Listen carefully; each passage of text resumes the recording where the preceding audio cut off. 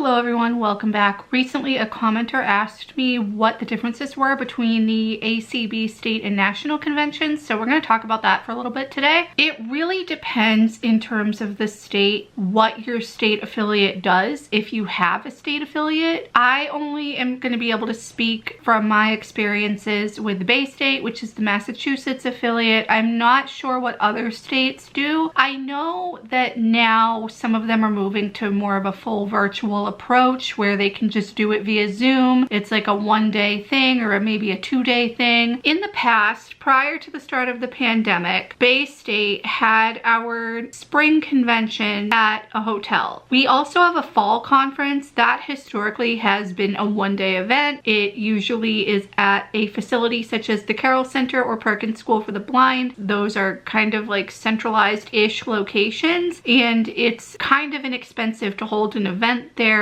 for the afternoon. In terms of the hotel stuff, in the past it would typically start on a Friday night. There would be some programming for the Guide Dog Users affiliate, potentially a program for the Students affiliate the few years that that was a thing, and there may be a hospitality sort of suite that the convention people would set up. Then on Saturday there would be business stuff all day. So in the morning it would be like a keynote sort of presentation. There would be other people coming in talking about various topics on the program. I remember one time, this is going back to Friday, we had someone come and do a self-defense demonstration and they taught us a few self-defense moves. I took part in a panel one year about travel and different ways to research to book a flight. This was about 10 years ago. I don't really remember what exactly happened during that panel, but I know I talked about Google Flights. Somebody talked about using packing cubes to pack and stay organized. Then we would break for lunch on Saturday. You would have the option to either have lunch in the conference room by paying for a boxed lunch from the hotel, or you could go to the hotel restaurant. This typically historically was held at a Marriott. It wasn't in actual Boston, but it was obviously a full service hotel. What I would usually do with my friends is we would go to the restaurant at lunch hour. There's just something about sitting in one room all day that is not that exciting, and you can kind of get antsy after a while. I will try to get up and leave like for a minute or two, stretch my legs as much as I can. Typically there are one or two breaks built in, but that's usually not enough. During the afternoon on Saturdays is typically when the business meeting would happen and we would be voting. During these business meetings we would either vote for the board of directors or for an officer position. How we would vote, because this was done in person, is these index cards would be passed out. You would either tear off a corner for one person or not do anything to your card for another person. The volunteers who, you know, were there to assist, mainly if you needed sighted guide or whatever, would come collect all of the ballots, and then a third party, either like one of the volunteers or somebody else, would tally them up, and then we would have the results given to us after the fact. There would also be some committee report type stuff. I think that was mainly saved for Sunday though. At one point later on Saturday we would break for a bit, the room would be turned over, and there would be a cocktail hour and then our banquet, which would have our keynote banquet speaker. This banquet obviously was with food that was served by the hotel. You could choose from a couple of different options depending on what the hotel had to offer. There was always a vegetarian option. Usually there was some sort of beef and like a chicken or a fish or something. I remember one year in particular the food was really good. I got salmon and I really liked it, and the dessert was also really good. It was like an actual like 4 or 5 course meal. We had a salad, we had a soup, we had our entree, and we had the dessert, and then they, you know, came around with coffee and tea and stuff. I think the following year and the years after they did away with the soup course. I don't know why, and it wasn't because of anything that the convention chose with the package. I think that was just a decision on the hotel's part to not have a soup with this sort of thing. We would have our banquet and we would also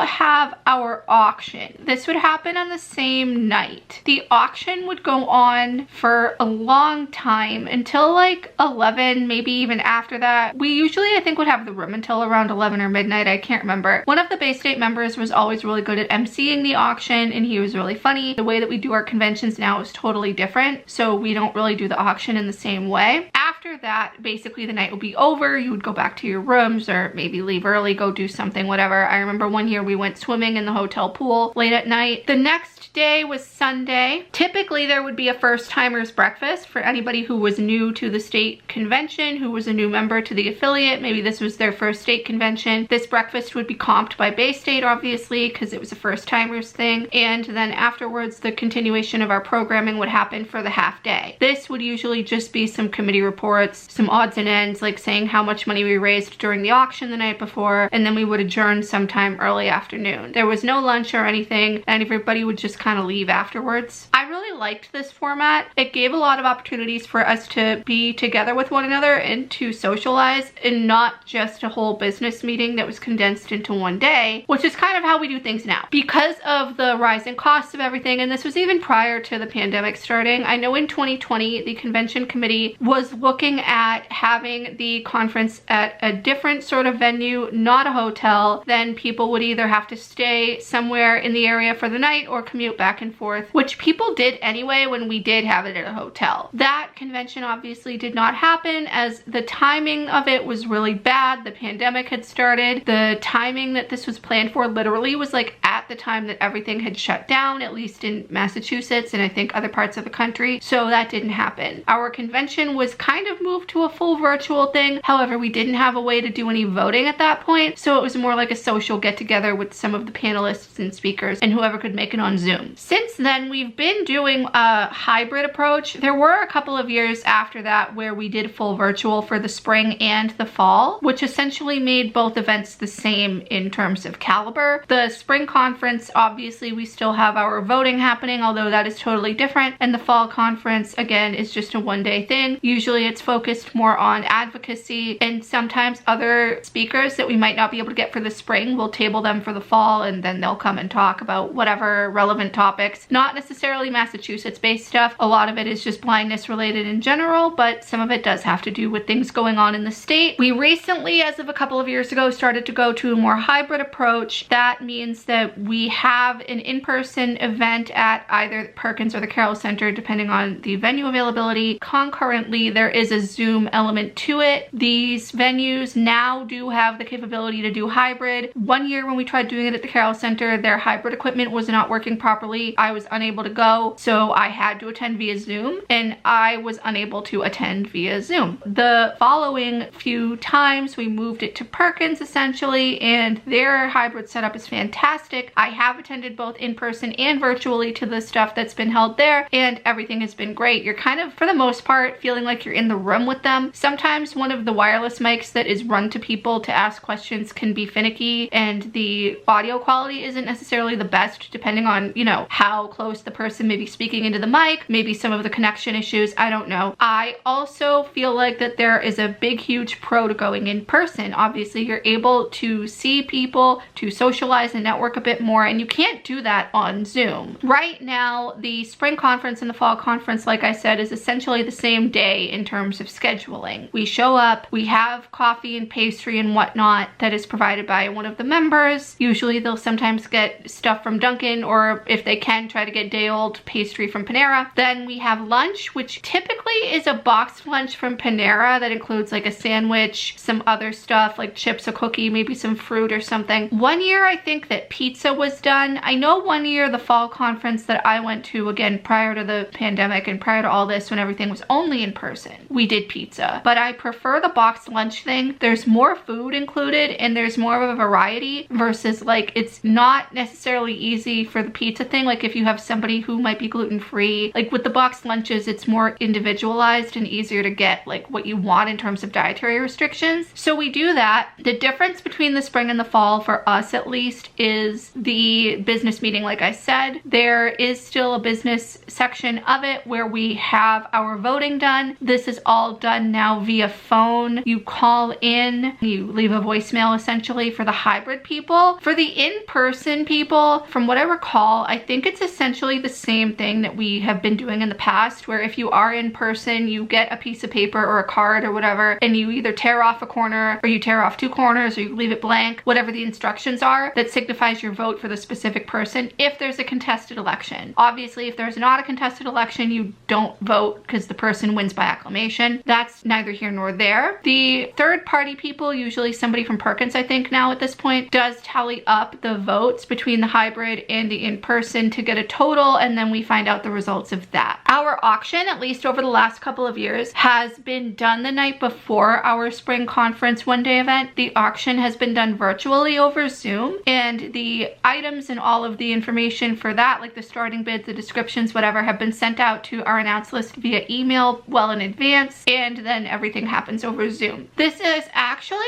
better than it used to be. It was fun having it in person because you could actually go and physically see the items, but I think that there's also a merit to having it remotely because it opens it up for a lot more people to be able to attend who don't live in the state. Like, we've had people from other parts of the country come to the Zoom thing who are ACB members because it's put out to like the ACB lists, and they come and they bid and they win, and it's great because then we get to raise money. Again, that is just what we do for our state stuff. I know there are some states who only do one conference per year. We do two. I think we're kind of an outlier in that, although I could be wrong. If you are involved in your state affiliate with ACB and you do something different for your conventions, please let me know in the comments down below. I am dying to find out because, like I said, I only hear bits and pieces on the ACB list, and I only really know what I know from Massachusetts. To my understanding and from what I've seen, a lot of states are moving to just a full virtual event, mainly because it's easier to set up. They can have ACB host it so one of their members isn't taking up time out of their day to do it, and they can actually attend the conference and everything goes very smoothly. And then it also is easy to get a recording afterwards to use for podcasts and things like that. In terms of the national stuff for the ACB conventions, you guys have seen my videos. I'm not going to go like too in depth about that. I'm going to leave the playlists down below. If you guys are interested, please take a look at those. I know it's a lot of content, but I am just going to do a quick little recap here of essentially what happens. So every year, ACB changes the location of their convention. They do this based on the bids that they get from the hotels, and the lowest bid that they get is essentially what they go with because we want everybody to be able to afford to go. The cost of the rooms are very expensive. The cost of food, they need to rent conference space. They need to have catering for various luncheons, for the banquet, which is a big event, for other things.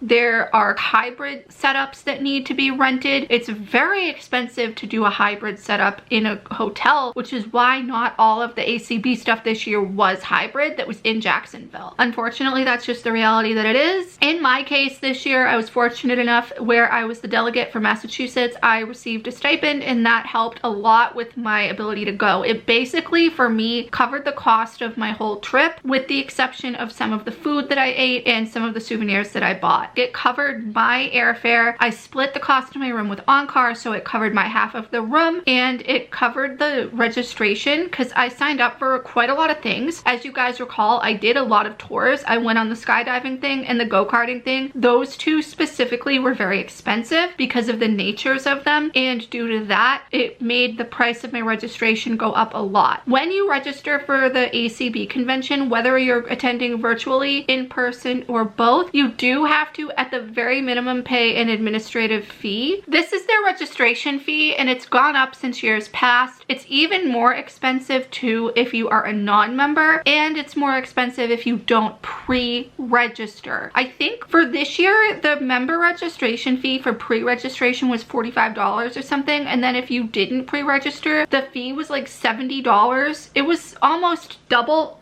There's a bug in here and I can't find it. I can hear it, but I can't see it to kill it, and it's really bothering me. Anyway, so the ACB stuff, you go, usually you fly. Some people don't have to because like they might take a train if they're close enough, or they might live in the state or live in the city where the convention is happening and they'll commute. It all depends on the state and on the host committee and like how many people are active in that state's affiliate. So for Florida, they have a huge affiliate. There were a lot of people who lived in Jacksonville who came. What helped us this year, I think, was that we collaborated with Blinded Veterans Association, and we've never done that before, and I really hope that ACB does that again in the future. I would love that. I think that it was a really great opportunity. It definitely helped fill up the rooms and alleviate some of the cost of that because they pay for the rooms whether or not they fill them, and I think that they get charged more or something if they don't fill the promised amount of rooms for the hotel. I could be completely wrong. I've never actually planned an event like this. Your food and everything is on you unless you are going to one of the ACB luncheons, in which case you will have paid in advance. advance. The banquet, obviously, you will have paid in advance. There are meal options for these, similar to how there were meal options on some of the tours. It's included with your ticket. The food, essentially, you are, unless you decide to venture out,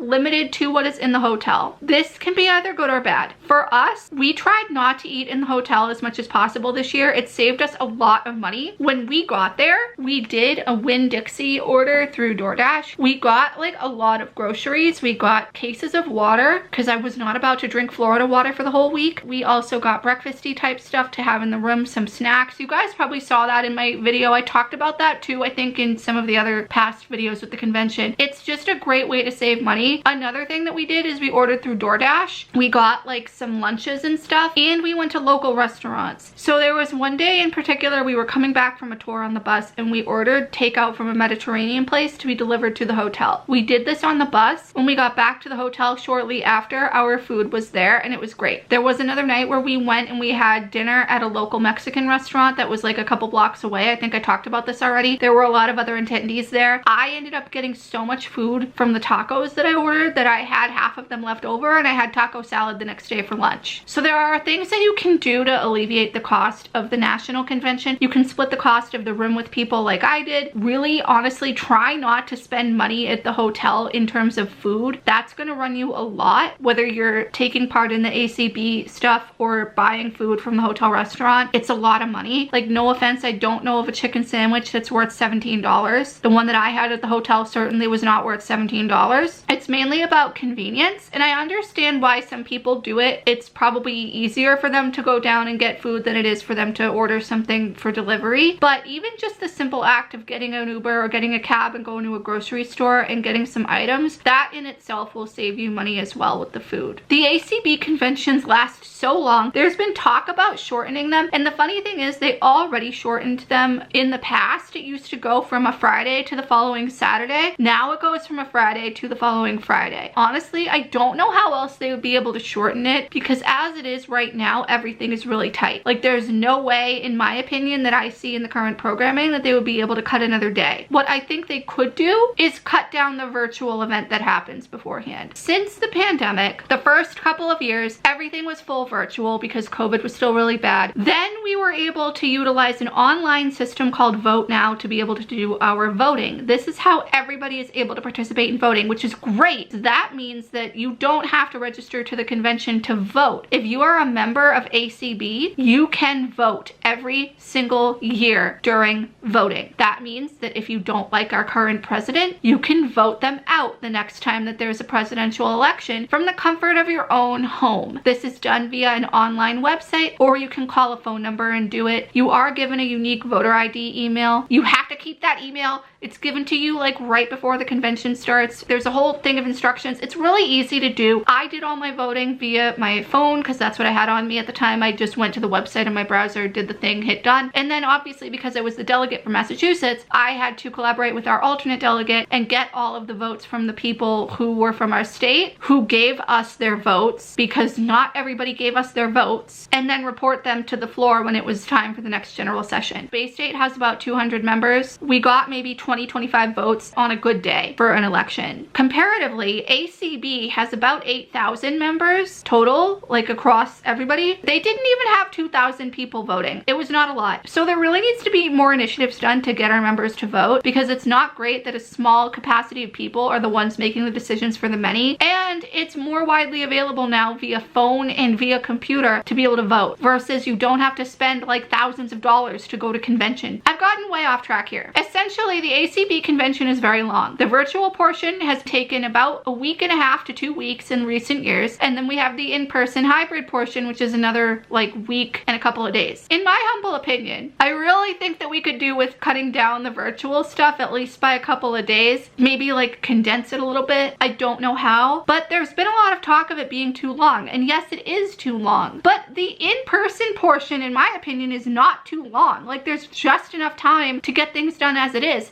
And you had to really pick and choose what you wanted to do before they got rid of the following Saturday. Now it's really even worse because you have a Friday to a Friday. And the first and second Fridays are only reserved for tours. The first Friday is the ACB board meeting, although it's not necessarily a requirement for the average Joe to go to it. I hope that this answered you guys' questions about the differences. Again, I know that I'm only able to speak really from what Massachusetts has been doing. If you are in another state, like I said, please let me know down below in the comments like what your state does for your conferences, like whether you have 1 or 2 per year, what the schedule looks like, things like that. I'm really interested to know. And in terms of national, again, if you're interested in seeing like the nitty-gritty and the day-to-day, I will leave all of that information down in the description. A couple of them will be at the end screen too, so you can check them out. Thank you so much for watching, and I really hope you enjoyed this and found this helpful. Please leave any comments, feedback, and suggestions down below, like I said, and subscribe if you haven't already. I will see you in the next one.